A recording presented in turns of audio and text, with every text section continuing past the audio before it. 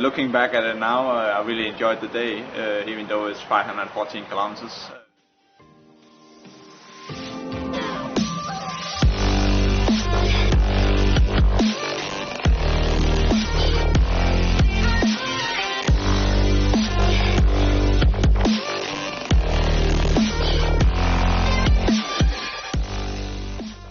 We actually had a tailwind, and there was never at any point where we had a headwind except the last 10 kilometers, and that was not really a problem because at that point you're hooked up on adrenaline because you're so close to the finish line. So it was a fun challenge, and it's probably not something I will do again.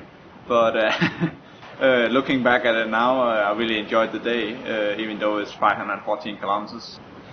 So around 180 kilometers, we received a little bit help from two guys that was coming up on their bikes, and they helped us pull for a little bit. It was kind of cool that people were able to join us, and it was also cool. It was right around dawn, so the sun was coming up, and it was a special time definitely because the first 3 hours was in the dark. A lot of people probably noticed I started with sunglasses. That was a big mistake. It was really dark out there. But stuff happens, and it was still it was fun, and there's a few times where I probably could have gone faster because the sunglasses was actually preventing me from going too fast. I couldn't actually see, but stuff happens, and it was fun. So when we hit the 400 kilometer mark, it was kind of a relief that we only had 115 kilometers to go.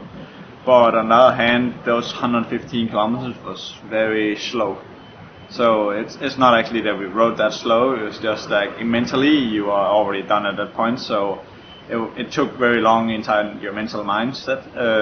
We actually continued for we had around 80 kilometers to go, and then we had a short break, and at that point I think both me and Rob was kind of at the limit where we were like, okay, now this is not fun more. So, but again, it was a fun challenge looking back at now. I guess the next thing will be to set a new port to port, so Taichung port to Hualien port. So if anyone out there could help me figure out what the time is, then I'll probably set a new record there.